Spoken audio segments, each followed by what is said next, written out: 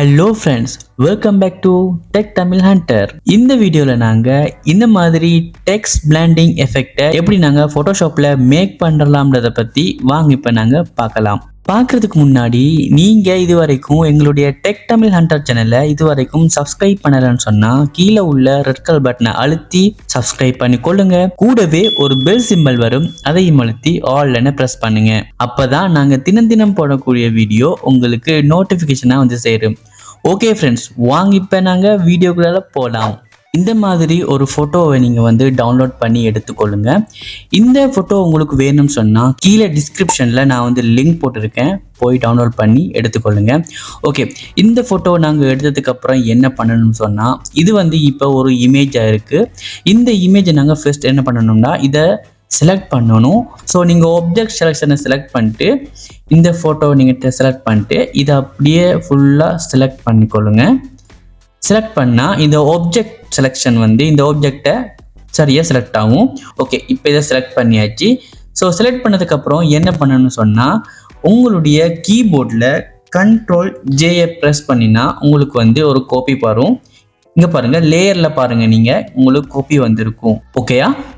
இப்போ வந்து ஃப்ரெண்ட்ஸ் என்ன பண்ணணும்னு சொன்னால் டெக்ஸ்ட்டை ஆட் பண்ணணும். அதுக்கு நீங்கள் டெக்ஸ்ட்டை கிளிக் பண்ணுங்கள். அப்படி இல்லைன்னு சொன்னால் கீபோர்டில் டீயை ப்ரெஸ் பண்ணுங்கள், உங்களுக்கு டெக்ஸ்ட் சிம்பிள் வரும். ஸோ டெக்ஸ்ட்டை வந்து நான் இப்போ இன்புட் பண்ண போகிறேன்.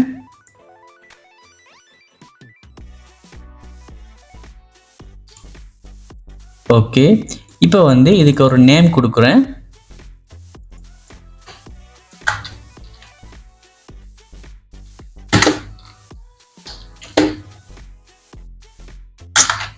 நீங்கள் வந்து என்ன நேம் இருந்தாலும் கொடுக்கலாம். ஓகே, நான் இப்போ வந்து இதை ஓகே கொடுத்துக்கொள்கிறேன். கொடுத்து இதை கொஞ்சம் நான் வந்து பெருசு பண்ணிக்கொள்கிறேன். ஓகே, இப்போ சென்டரில் ஓகே. இப்போ என்ன பண்ணணும்னு சொன்னால் இந்த டெக்ஸ்டையும் வந்து நாங்கள் காப்பி பண்ணணும். அதுக்கு என்ன பண்ணணும், Ctrl+J நீங்கள் ப்ரெஸ் பண்ணுங்கள். Ctrl+J ப்ரெஸ் பண்ணால் இது காப்பி ஆயிரும். பாருங்கள், காப்பி ஆயிடுச்சு. ஓகே, இப்போ என்ன பண்ணணும்னு சொன்னால், இப்போ வந்து பார்த்தீங்கன்னா உங்களுக்கு எல்லா விஷயமும் லேயரில் தான் இருக்குது.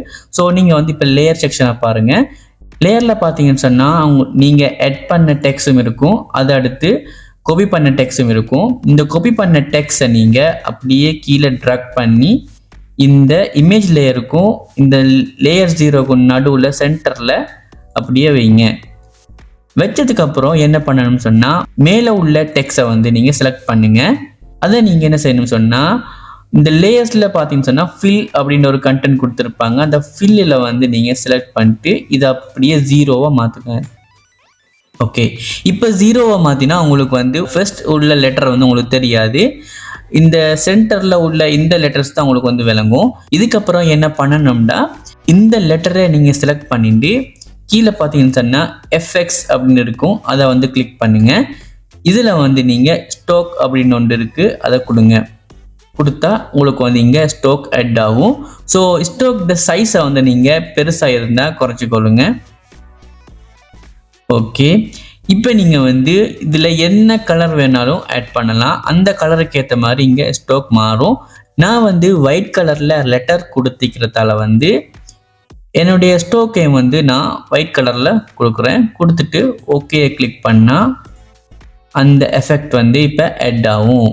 ஸோ இதுக்கப்புறம் தான் முக்கியமான ஒரு வேலை இருக்குது. என்னென்னு சொன்னால், இப்போ நீங்கள் வந்து பாருங்கள், இதை நான் செலக்ட் பண்ணிட்டு இழுத்தோம்னா இது தனித்தனியாக வரும். ஆனால் இங்கே தனித்தனியாக வரக்கூடாது, ரெண்டும் ஜாயிண்ட்டாக வரணும். அதை எப்படி பண்ணுறேன்ட்டு நான் உங்களுக்கு சொல்லித்தரேன் பாருங்கள். இப்போ என்ன பண்ணணும்னு சொன்னால், ஃபர்ஸ்ட் உள்ள இந்த லெட்டரையும் இந்த சென்டரில் உள்ள இந்த லெட்டரையும் நாங்கள் வந்து லிங்க் பண்ணணும். அது எப்படின்னா, இதை செலக்ட் பண்ணிவிட்டு நீங்கள் வந்து கீபோர்டில் உங்களுடைய கண்ட்ரோல் பட்டனை ப்ரெஸ் பண்ணுங்கள். அப்படியே ப்ரெஸ் பண்ணின வாக்கில் இந்த லெட்டரையும் செலக்ட் பண்ணுங்கள். இந்த 2 லெட்டரும் வந்து இப்போ தனியாக செலக்ட் ஆகிருக்கும். இப்போ என்ன பண்ணணும்னு சொன்னால், கீழே பாருங்கள், இந்த லிங்க் சிம்பிள் இருக்குது, அதை அப்படியே நீங்கள் கிளிக் பண்ணுங்கள். கிளிக் பண்ணினா இந்த 2 லெட்டர்ஸும் இப்போ லிங்க் ஆகிருக்கு. நீங்கள் வந்து இப்போ எங்கே வேணும்னாலும் இதை ட்ராக் பண்ணலாம். ஓகே, இப்போ பாருங்கள், அந்த டிசைன்ஸ், இந்த ஓவர்லி டிசைன்ஸ் வந்து இப்போ சரியாக இருக்குது. உங்களுக்கு இதை எப்படி வேணும்னாலும் டிசைன்ஸ் பண்ணிக்கலாம். ஸோ நான் வந்து இப்படி வைக்கிறேன், வச்சுட்டு இதை கொஞ்சம் பெருசு பண்ணிக்கொள்கிறேன். ஓகே, இப்போ பார்த்தீங்கன்னு சொன்னால் இந்த பிளாண்டிங் எஃபெக்ட் வந்து ரெடி ஆயிடுச்சு. ஸோ இப்படி தான் இந்த டிசைன் வந்து செய்கிறது. ஸோ இது மாதிரி டிசைன்ஸ் உங்களுக்கு வேணும்னு சொன்னால் எங்களுடைய டெக் தமிழ் ஹண்டர் சேனலில் சப்ஸ்கிரைப் பண்ணிக்கொள்ளுங்க. இந்த வீடியோ உங்களுக்கு பிடிச்சிருந்தால் லைக் பண்ணுங்கள். நீங்கள் வந்து ஃபோட்டோஷாப்பை கற்றுக்கொள்ளணும்னு சொன்னால் எங்களுடைய சேனலில் வந்து நான் ஏற்கனவே மேக் பண்ணியிருக்கேன் Photoshop basic to advance tutorial. என்னுடைய சேனல் உள்ள பிளேலிஸ்ட்டை நீங்கள் போய் பார்த்தீங்கன்னா உங்களுக்கு வந்து ஃபோட்டோஷாப் பேசிக் டு அட்வான்ஸ் அந்த பிளேலிஸ்ட் உங்களுக்கு வரும். அதில் வந்து நான் இப்போதைக்கு 2 வீடியோ போட்டிருக்கேன். ஸோ நெக்ஸ்ட் வீடியோ வந்து அடுத்தடுத்த தினங்களில் உங்களுக்கு வந்து நான் போடுவேன். ஸோ நீங்கள் ஃபோட்டோஷாப்பை நீங்கள் கற்றுக்கொள்ளணும்னு சொன்னால் என்னுடைய சேனலை வந்து சப்ஸ்கிரைப் பண்ணிக்கொள்ளுங்க. அடுத்த வீடியோவில் சந்திக்கும் வரை விடைபெறும் நான் உங்கள் என்றென்றும் அம்ஹர்.